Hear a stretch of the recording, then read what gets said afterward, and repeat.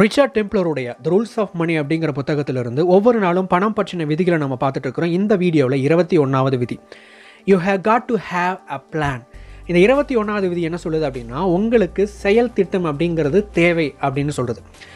எப்போ உங்களுக்கு இந்த பிளான் தேவைப்படுது, நீங்கள் எப்போ அந்த பிளானை பற்றி நீங்கள் யோசிக்கலாம் அப்படின்னா, இப்போ உதாரணத்துக்கு நீங்கள் ஒரு ஜாபில் இருக்கிறீங்க அல்லது நீங்கள் ஏதாவது ஒரு பிஸ்னஸ் பண்ணிக்கிட்டு இருக்கிறீங்க அப்படின்னு வச்சுக்கலாம். நீங்கள் அதை பிடிச்சி பண்ணுறீங்க. ரெண்டாவது, அதில் நீங்கள் ரொம்ப சந்தோஷமாக இருக்கிறீங்க அப்படின்னா நீங்கள் அதோடு நீங்கள் பயணிக்கலாம். மற்ற விஷயத்தை பற்றி நீங்கள் யோசிக்க வேண்டிய அவசியம் இல்லை.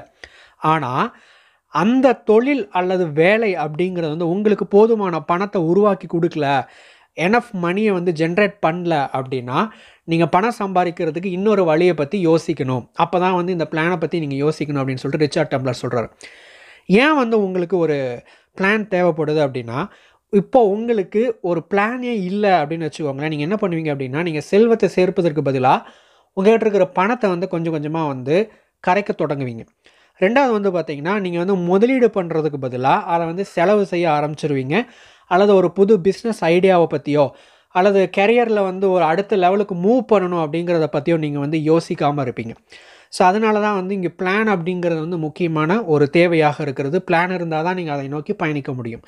ஸோ அந்த பிளான் எப்படி இருக்கணும் அப்படின்னா, முதல் விஷயம், அந்த பிளான் உங்களுடைய பொருளாதாரத்தை பார்த்திங்கன்னா மேலாண்மை செய்யக்கூடியதாக இருக்கணும். உங்களுடைய ஃபைனான்ஷியல் லைஃப்பை கண்ட்ரோல் பண்ணுறதாக இருக்கணும். ரெண்டாவது உங்களுக்கு கடன்கள் இருக்குது அப்படின்னா அதை அடைப்பதற்கான வழிகளையும் அந்த பிளான் பார்த்திங்கன்னா எக்ஸிக்யூட் பண்ணுற மாதிரி இருக்கணும். மூணாவது இப்போ உங்களுடைய தேவைகள் மற்றும் இதர செலவுகளையும் சமாளிக்கக்கூடியதாகவும் அந்த பிளான் இருக்கணும்.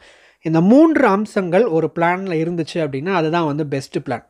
ஸோ அப்போ அந்த பிளான் எப்படிப்பட்டதாக இருக்கலாம் அப்படின்னா, நம்பர் 1, அது ஒரு கெரியர் சேஞ்சாக இருக்கலாம். இப்போ நீங்கள் இருக்கிற கெரியர்லேருந்து இன்னொரு கெரியருக்கு, அதாவது இன்னும் அதிகமான வருமானத்தை உருவாக்கக்கூடிய ஒரு கெரியருக்கு மூவ் பண்ணக்கூடிய ஒரு பிளானாக இருக்கலாம்.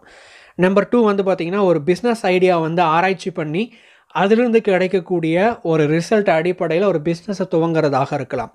மூணாவது பார்த்திங்கன்னா இன்வெஸ்ட்மெண்ட், முதலீடு செய்யக்கூடியதாக இருக்கலாம். நாலாவது பார்த்திங்கன்னா, நீங்கள் ஏதாவது ஒரு பெரிய ஒரு ப்ராஜெக்ட் வச்சுருப்பீங்க, அதற்கான முதலீட்டை உருவாக்கக்கூடிய, அதாவது கேபிட்டலை உருவாக்கக்கூடிய ஒரு பிளானாக இருக்கலாம். இந்த அடிப்படையில் ஏதாவது ஒரு அடிப்படையில் நீங்கள் பிளானை உருவாக்கலாம்.